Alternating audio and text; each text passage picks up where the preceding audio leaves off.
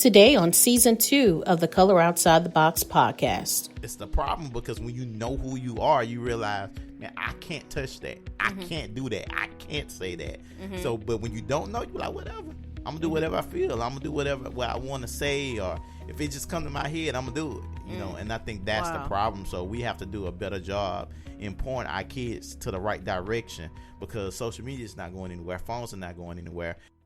Color Outside the Box is a podcast series that focuses on creating a better you. Whether it's advice about family, relationships, raising children in this technological world, marriage, or careers, we seek to find the answers to help you live your best life.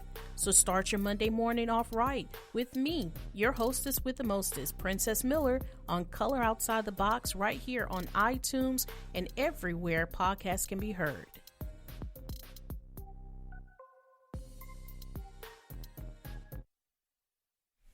Good Monday morning, and thank you for tuning in to the Color Outside the Box podcast. I am your hostess, Princess Miller, and today I have a very special guest in the studio with me, Minister Cory Penn. Good morning, Cory. How are you? Good morning. I'm doing well. How about yourself?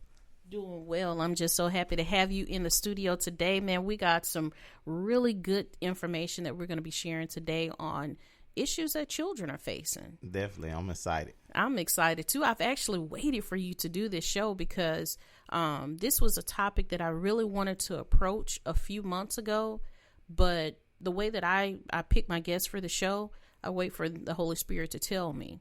And so you came to mind, and I said, man, what a perfect choice. For those of you that don't know, Cory is a mentor. He is the director of the Kiwanis Boys and Girls Club. He is a youth pastor. He's a husband. He's a father. I'm just excited to get to the information that we're going to share today. Issues that children are facing today. The reason for this show is because children are not going through the same things that we went through when we were coming up.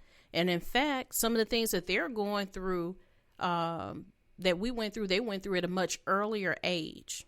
Case in point, you know, the aggression of girls now. Yeah.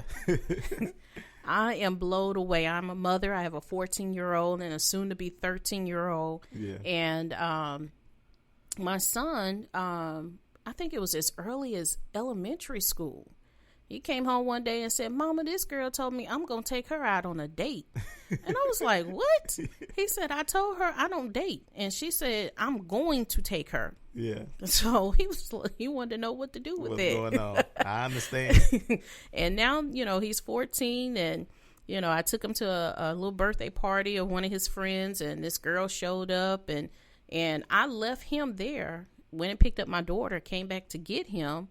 And when I came back to pick him up, he was telling me how the little girl was trying to talk to him. Mm-hmm. Number one, she was the ex of his best friend. Yeah. Number two, you know, she was showing him a picture of her in a bikini and asking him, what did she say? You think I'm fine? And I'm like, what? Yeah. Yeah. It's totally different now. Yeah. So, Cory, you've been out here 15 years working with the youth, have established multiple mentorship programs. Talk to us about the issues that the children are facing today. It's a lot. You know, it's truly, like you said, you mentioned so many different things, and that's, I think social media is a great thing, of course, but anytime you have, anything can be used negatively. Mm-hmm. And I think now with younger people, the Bible says as a child, I thought as a child. So when you give them something like that, a tool, they're going to do some crazy things. And I believe that if we had those same things when we was younger, we would have experienced it. So that's why they're seeing more. But I think one of the major issues, the first thing is identity, like not knowing who they are or what they should be doing or how to get prepared for that. Because I believe if you knew that, like the girl with the picture, if she knew she was a queen, like you're a chosen, like you can't just do this. I don't think the Queen of England walking around like, hey, how you think I look, man? Do I look good in this bikini? You know why? Because she understands who she is. Like, I'm a queen. I can't act that way. I can't carry myself that way. So identity is it's the problem, because when you know who you are, you realize, man, I can't touch that. I can't do that. I can't say that. So, but when you don't know, you're like, whatever.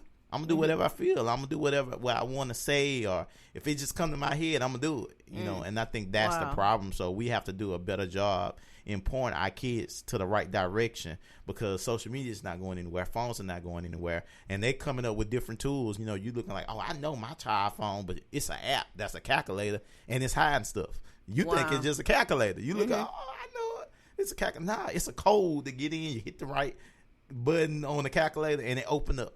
And it shows you photos and all these different things. So it's not going anywhere. So you can't say, well, I'm watching them.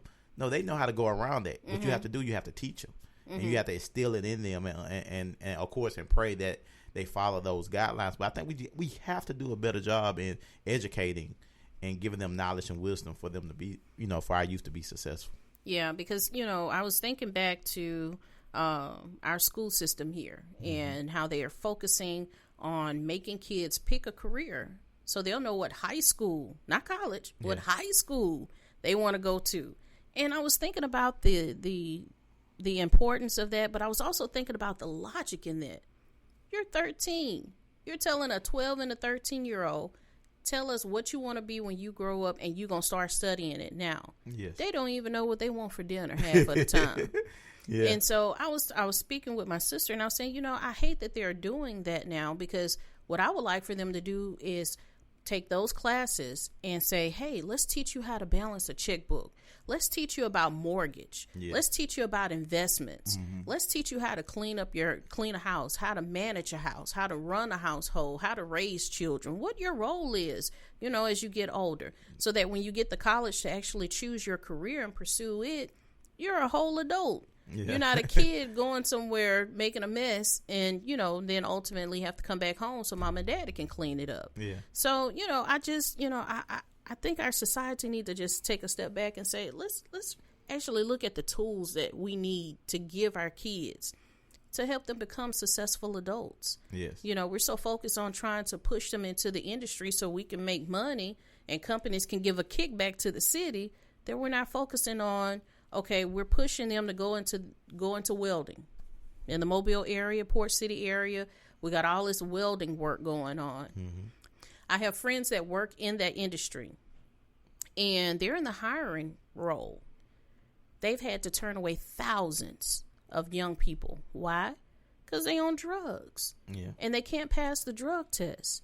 And so they're so focused on trying to push them into a career, they're not really pushing them or teaching them, I should say, what is needed in order to prepare yourself. You know, it's more than just being the age. If you don't carry yourself right on that job, you won't be on it long. Yeah. If you don't carry yourself right on that interview, you may not even get a chance to get in the door. That's true. You know, so character and leadership, I think that's important, you know, because you look at going back, and I think it's important to everything don't work for every kid. Like you can't come up with this and say, okay, this is going to work for every child. You have to understand every child is different. So I think, you know, we have to understand that. And then at the same time, you know, I look at kids that go straight, you know, they go to the NBA. Great NBA players, they can play the game, are millionaires now. They can do whatever they can get. They can do whatever they want to do that money can buy, but no character. So then they lose it all. So what even though they had great coaches, they taught them how the skill, but no character and leadership, no understanding. And so I totally agree. I think that's important that we have classes like that. And that's why I always tell our parents to get them in some type of program that they can be mentored so they can receive those character and leadership. That's something that we offer. We do a passport to manhood and smart girls where they learn about character and leadership. So which program? And that's with the Boys and Girls Club. We at the Kiwanis branch. We have programs there, and they learn about character and leaders, and we have one. It's called Smart Girls for our young ladies, and then Passport to Manhood for our young men.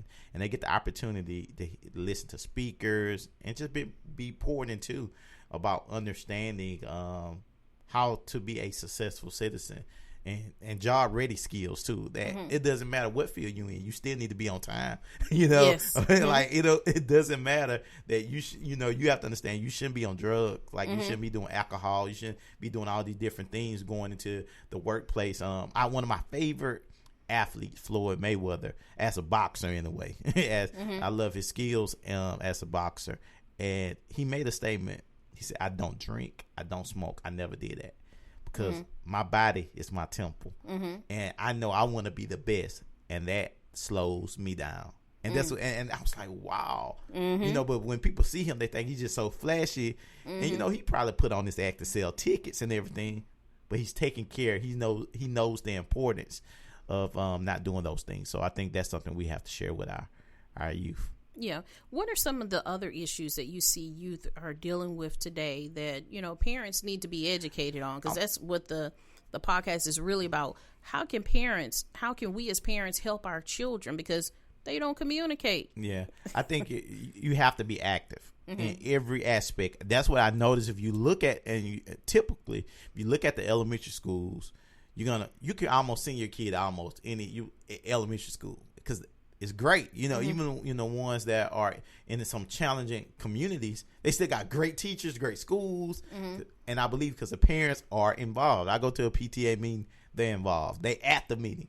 You go to the middle school, parents kind of start. You see a little, they here, there. Get to high school, they not involved at all. Like you hardly ever see them, and I think that's a problem. The older they get, we get less involved, and it's like, no, we need to be more, so I think first being active and understanding the need and understanding what's going on in society. One of the big problems I'm seeing is bullying. I think people as adults, we used to call it just janking, and I even heard a parent just get over it, get over it. But I think we have to be mindful and really, speak to our kids, find out what's going on, and even speak to them about not bullying. Because, when I realized you'll talk to a kid and say, oh, they bully me, and then you'll see that same kid, and they might be bullying somebody else. So it becomes a culture of acceptance. And so I think parents need to be more aware of that and understanding that it's not just your typical janking, because we want to create an atmosphere, a setting that they feel welcome to learn. So I think that's been really, to me, one of the major concerns for me is finding ways. So what we do, we bring in different speakers, we bring in different people to deal with that situation and give. And they even watch videos and hear testimonies of kids that went through that and how it affected their life. Yeah. So I think that's really important because we have kids now that are committing suicide. Yeah. Because they're being teased at school and they don't know how to handle it. That's true. I have a child that has alopecia. His hair doesn't grow. Great kid, plays football, soccer, does track, plays basketball. But when people see his head, he started a new school, started high school. He came home yesterday upset because he was like, Mom, they're laughing at me. They talking about they're going to slap me upside my head. And, he doesn't. Even though he's dealt with this ever since he was in kindergarten, he still doesn't know how to deal with it, how to let it, slide like water on a duck's back, let it slide off and keep going. It truly affects them and they internalize these things. Yes. And so one of the things that I try to do is I try to keep an open communication. What happened at school today? But one of the things that bothers me is he said, Mama, you can't say anything because if you go tell a teacher, and it gets back to them, they're going to come back. And so our children are living in fear. Yeah. And I told him, I said, well, I'm going to have a conversation with your teachers just to let them know, keep an extra ear out. Yeah. Because you shouldn't have to, people should be mature enough to teach their children how to live in society where people are different. That's it. And I think we have to get, and that's what I try to do. I try to educate. And I think that's the thing, educating and letting them understand the serious. I watched a video about a young girl who she made a decision that today she was going to commit suicide. So she wrote a letter, left it where her parents could read it when they get back from work. So she still went to school that day, and going to school that day, she was walking and she ran into a young lady and they bumped each other. Her boots fell down and the young girl helped her with her books, and she was like, "Hey, how you doing?" She was like, "What's your name?" And start talking to her.